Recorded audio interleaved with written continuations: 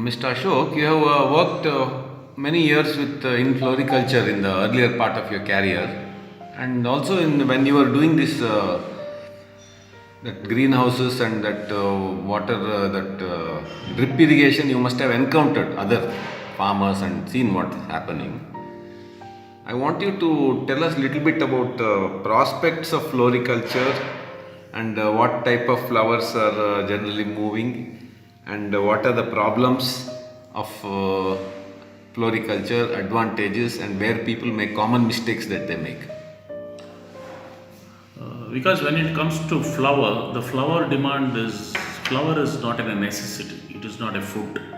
It is a luxury. It is required only on certain occasions or for certain rituals or certain purpose.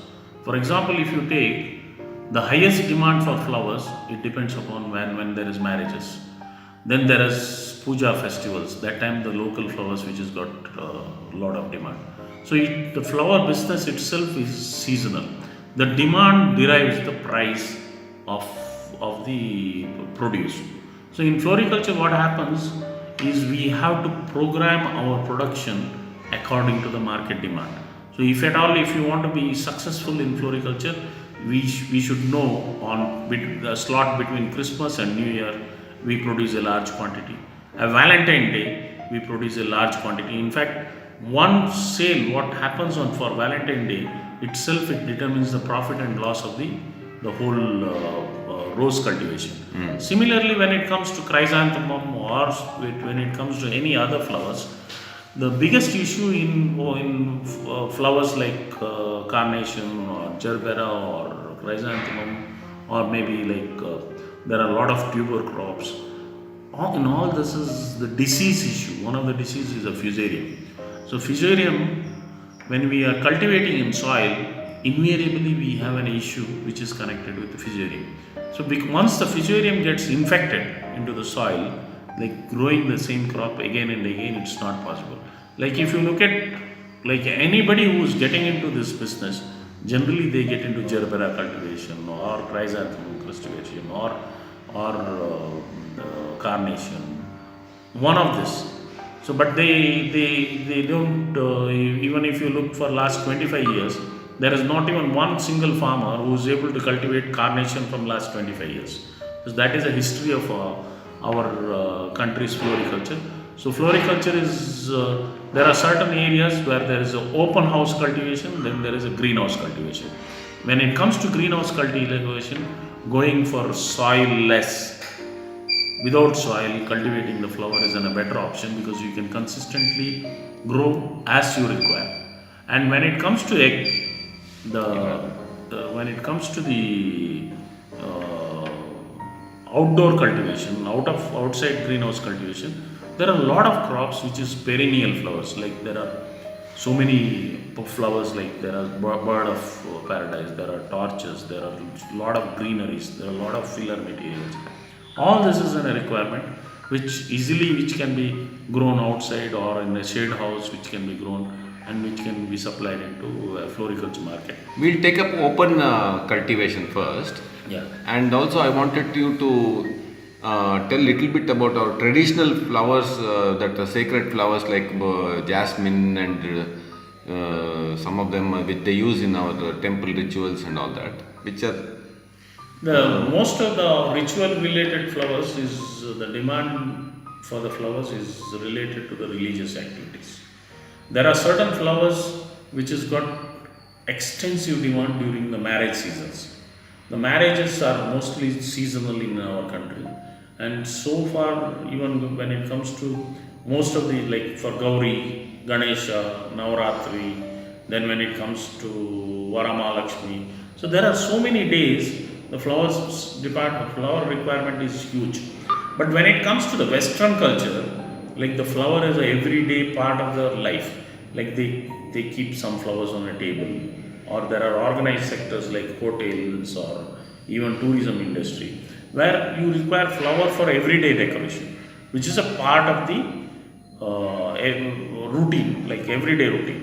Those kind of flowers which has got a regular demand, which will continue with the regular demand, but seasonal flowers requirement is You have to plan it very carefully.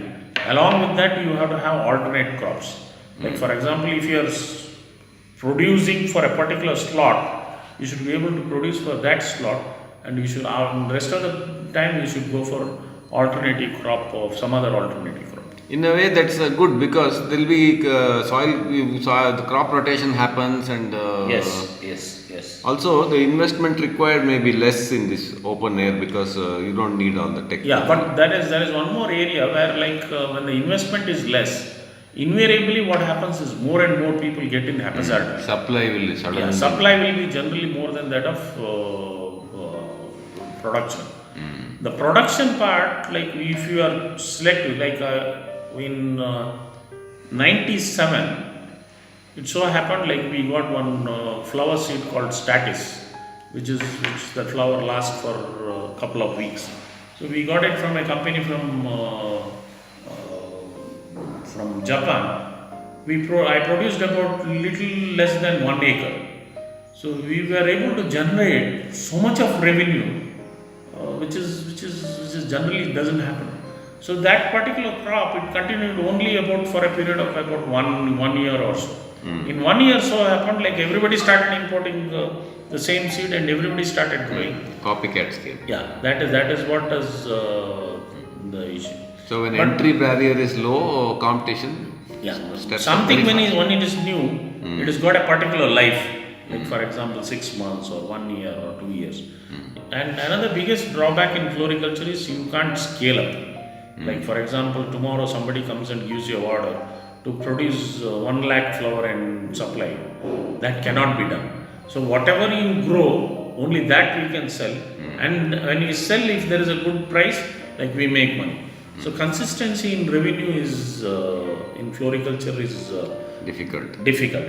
Third aspect is all the luxurious flowers, people want a quality, and all the flowers is graded. Like when any new person, when he gets into the business, they think rose is rose or gladiolus is gladiolus. But actually when you get into that, every flower what we produce, we grade it as A, B, C, D. Now A, B, which will have a good demand, the selling CD and generating revenue, that becomes an issue. So it is not just that all the flowers what you produce in the garden, everything is of a good quality and everything can be sold at one fixed price of 4 rupees or 5 rupees is not possible. So A grade may be sold at 4 or 5 rupees, the B grade will be sold 1 or 1.5 rupees lesser. The C and D, instead of throwing those flowers, you might as well sell it for 1 rupee or 1.5 rupees and generate some revenue.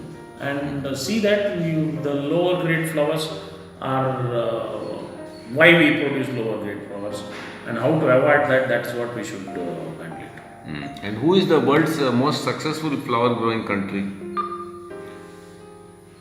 In terms of certain flowers, there's which has got a natural benefit. That is, one is Ecuador and second is African countries. Wherever they have a high altitude, along with the good day length of light day length and good quality of water. Invariably, like places like Mango, which is water table is going deeper and deeper. The quality of water is a big issue in floriculture. Like water with the higher EC content, like 1.3 or 1.4, is virtually it is not suitable for growing flowers. So it should be something like, for in Karnataka, if you take, there are belts like Shimoga or Kurk or even certain wherever there is a river, those water quality is much better than that of this deep water borewell waters. So then additional cost of improving the EC and rectifying the EC and pH. What is EC? EC is electrical conductivity of water. So it is measured. It depends upon what salts are dissolved. So depending upon that, there will be there is a particular level of electrical conductivity in water. Like hardness. It is not directly related to hardness, but it is basically it is More or less, like if a higher amount of salt or certain unwanted things are there in the water, the electrical conductivity will be And it is generally this deep borewell water that is deep having this borewell problem. water is that is going to be. In fact, in the days to come, because of this poor quality of water, we will be abusing the soil, and we may not be able to grow certain crops in certain areas. Like if you must be hearing today, like alkaline water is creating problem in irrigated belt, because when we got irrigation through dams, through channels, we abundantly used that water. We went for paddy cultivation, we went for water stagnating crops, and that has led into a lot of salt deposition. And excessive fertilizers also has created a lot of depositing of these minerals, which has created alkalinity. Now, getting back from alkalinity is also an issue. The same thing happens in case of using poor quality of water. Now, this transportation also is an important element in this floriculture because it's a perishable item. That is another issue in any like agriculture activity, whether it is what you produce is perishable or non-perishable. Invariably non-perishable, like if you have a capacity to withhold, it can you can sell it in a better market window. But here in floriculture, it can be kept only for few days in a cold room, and if you don't have a good transportation cold chain, maintaining the quality of the flower is also difficult. So it has to be grown nearby to some big city where infrastructure is well developed. Infrastructure, not only infrastructure is developed, like the market also accept that particular flower. In that way, Bangalore is blessed with floriculture activity. Like we have a flower auction center, and most of the cities in the country, they source flower from Bangalore. So we have an advantage.